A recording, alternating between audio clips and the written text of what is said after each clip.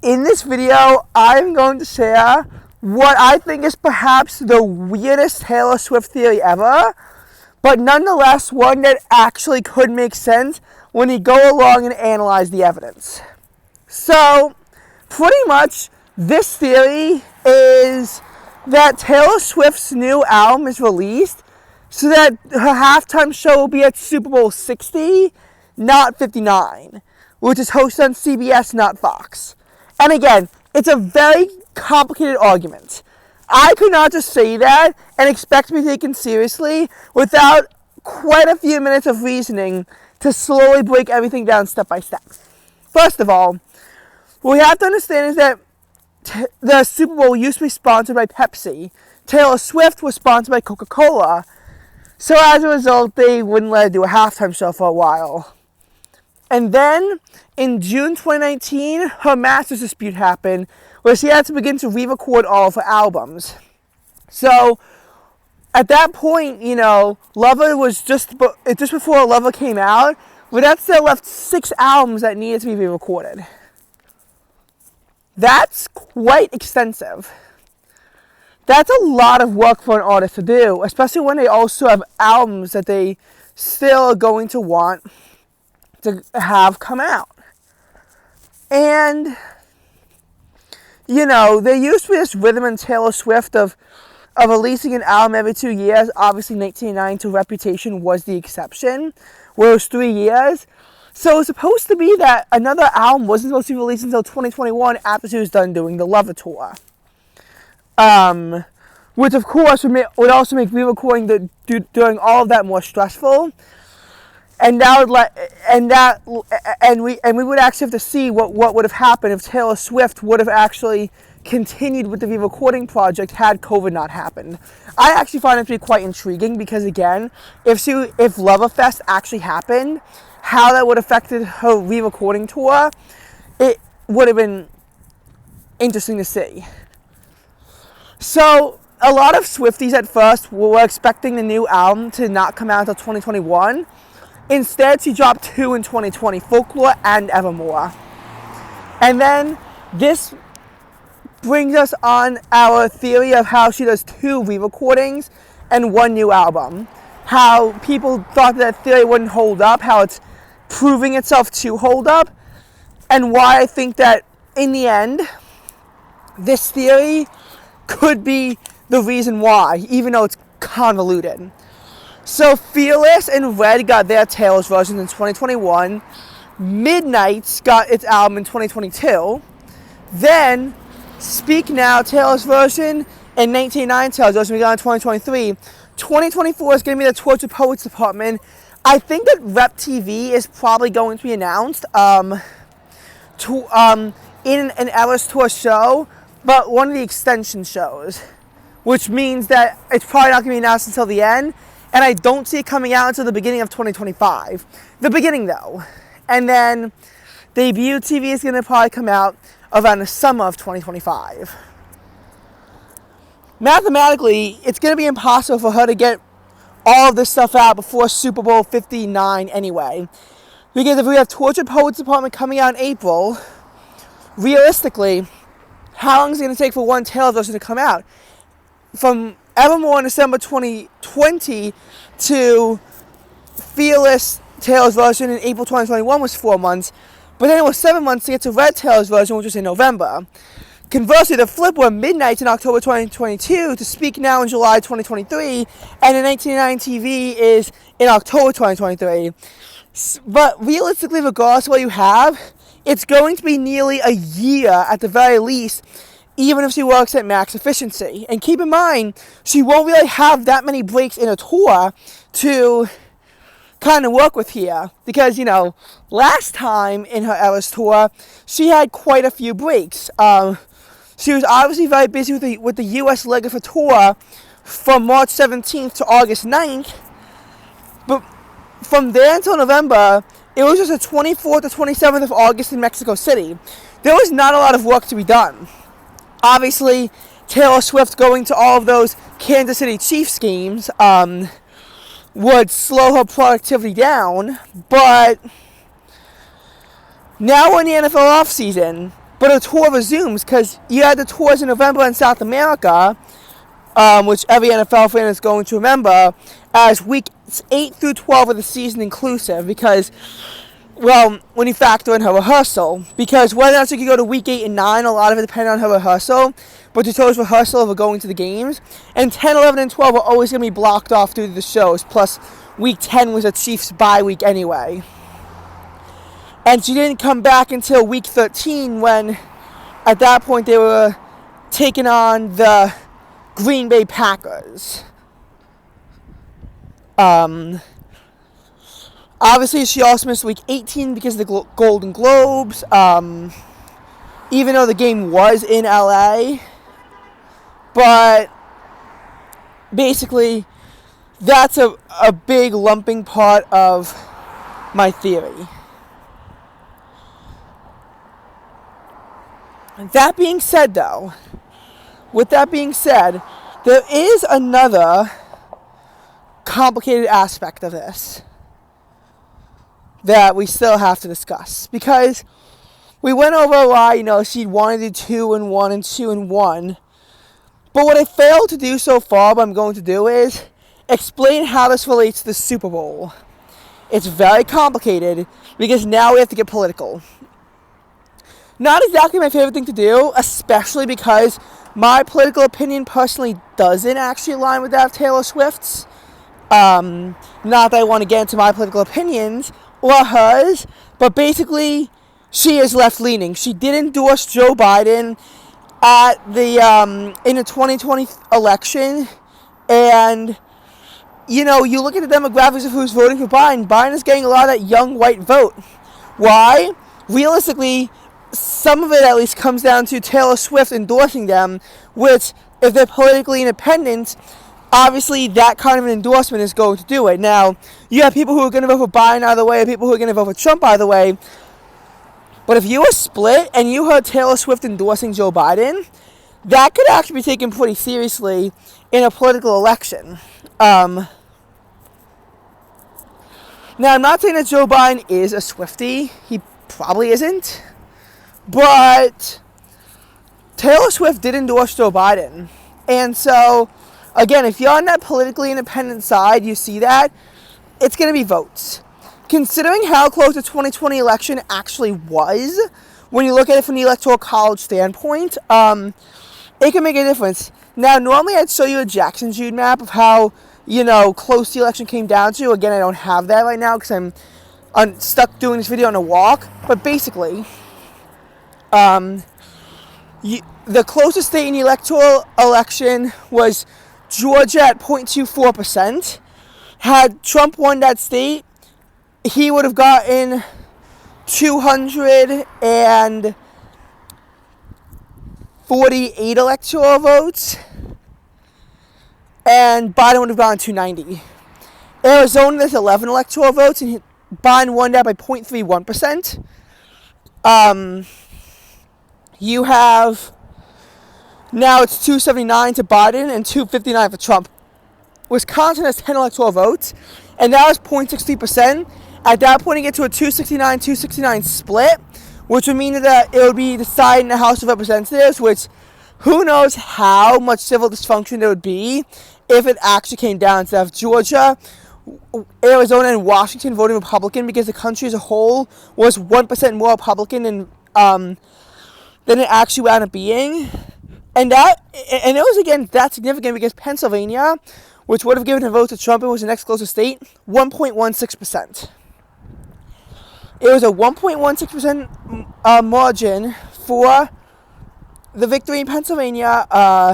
Had Trump won that, again, I think that was 18 electoral votes. Again, it really would have made a difference. Oh, no, it's 20 electoral votes. Oh, geez, that would have made it 289 to 249 in favor of Trump. The point of what I'm trying to get to, though, is that the 2020 presidential election was close. I'm not doing this to justify any of Trump's actions, but it was contentious to a degree. Obviously, though, it was not, as contentious as an election like, say, the 2000 election, where it all came down to 537 votes, so less than the amount of votes in the Electoral College in the state of Florida. That is obviously going to be contentious if the state came down to, that much.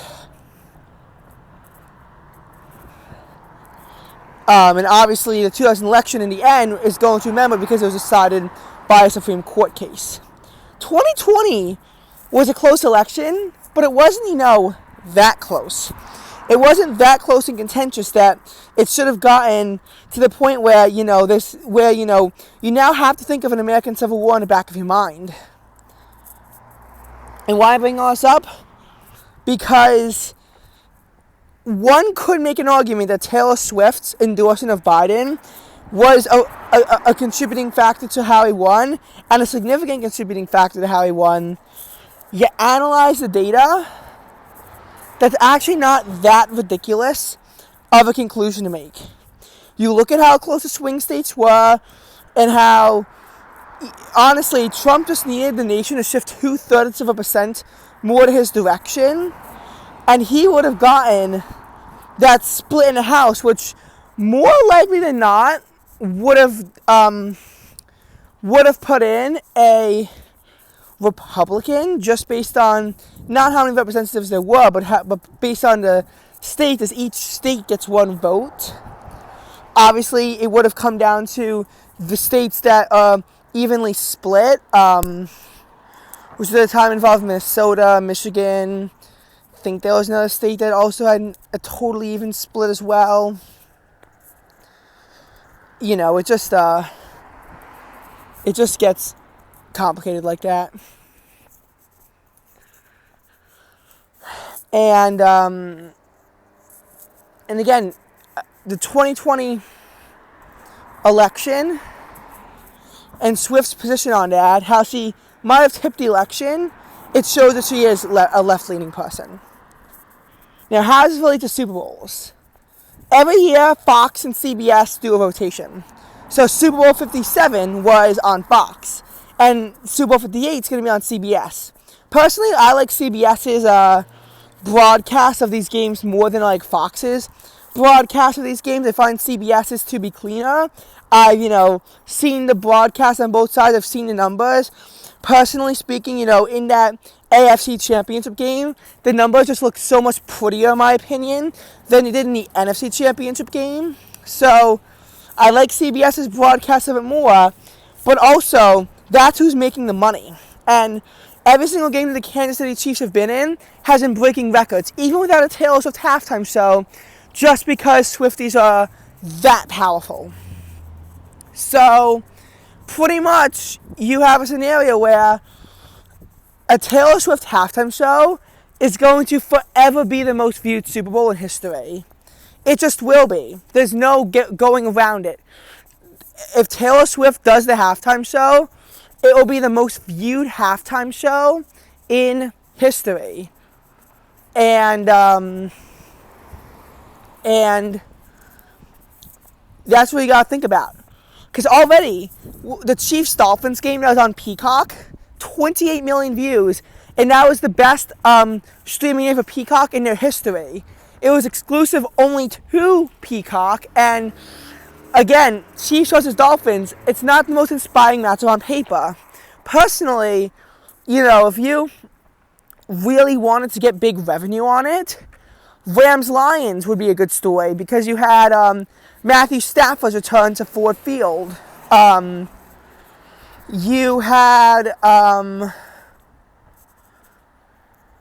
you could have done Packers-Cowboys, which is, again, an intense rivalry between the two teams. You could have done one of those. Chiefs-Dolphins is a game where everyone kind of knew the Kansas City Chiefs would have won.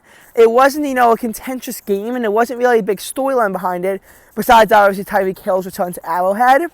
But if Taylor Swift was going to go there, then they could begin to use it. Again, why do you think the Chiefs-Jets was the most watched game of the 2023 season up to that point?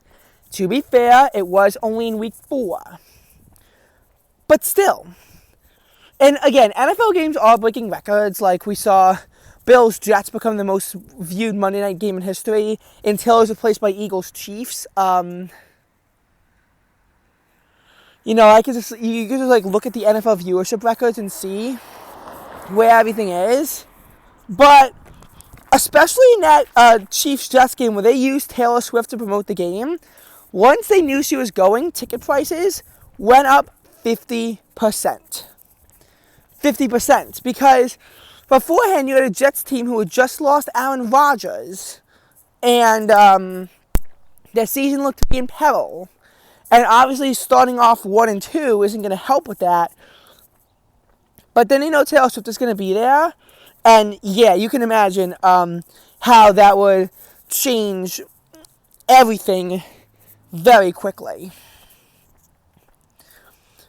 Furthermore, in the divisional round, Bills Chiefs, an average of over 50 million viewers, becomes the most watched divisional game in NFL history. The most viewed divisional game in NFL history. And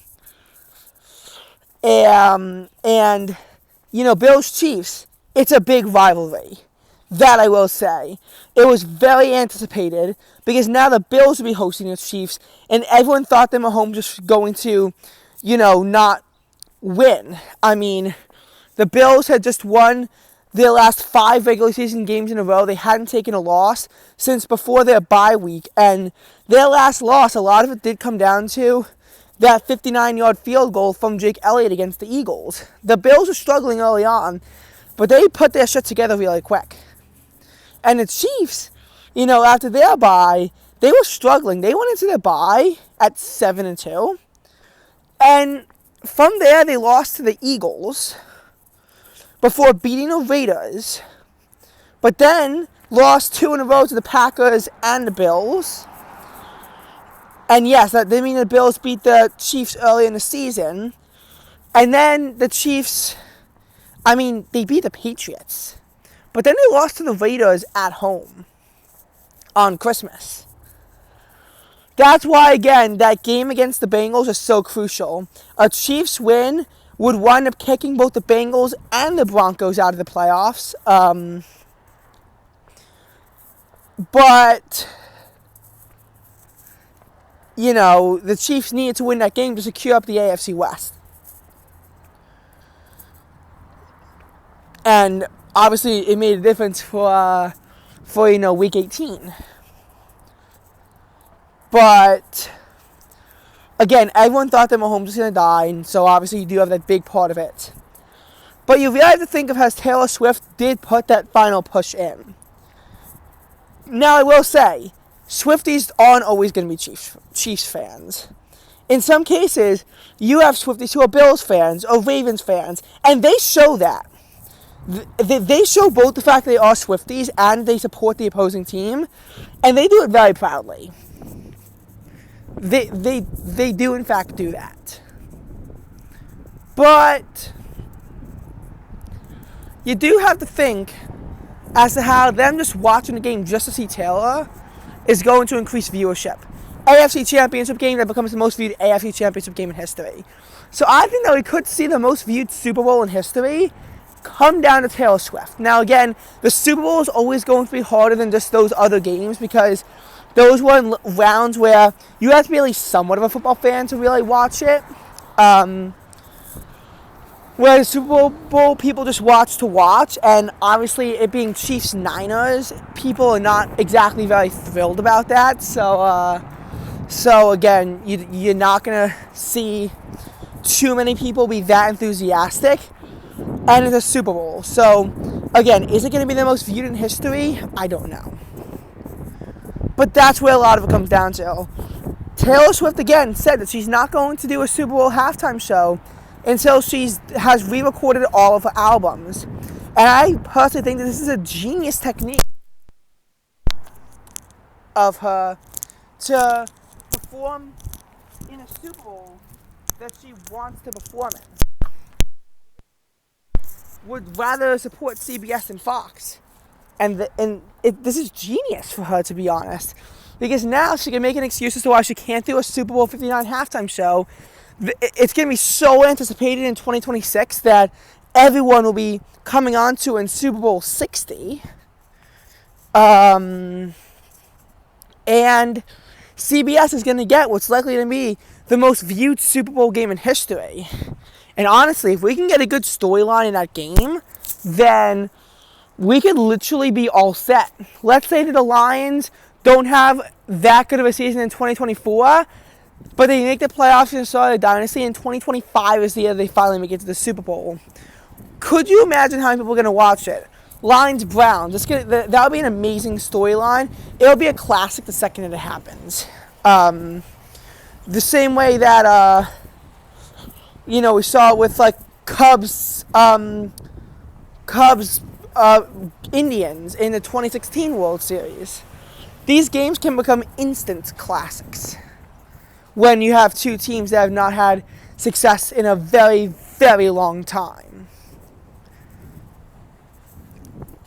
And obviously with Taylor Swift, she would want that to line up right with a halftime show so she could reach her biggest possible audience. And obviously how Super Bowl 60 pans out, we have no idea, because we have to first see how the 2024 season pans out, and then for Super Bowl 60, we got to see how the 2025 season is going to pan out. But I'm just saying that all of this is actually so genius if you appreciate it.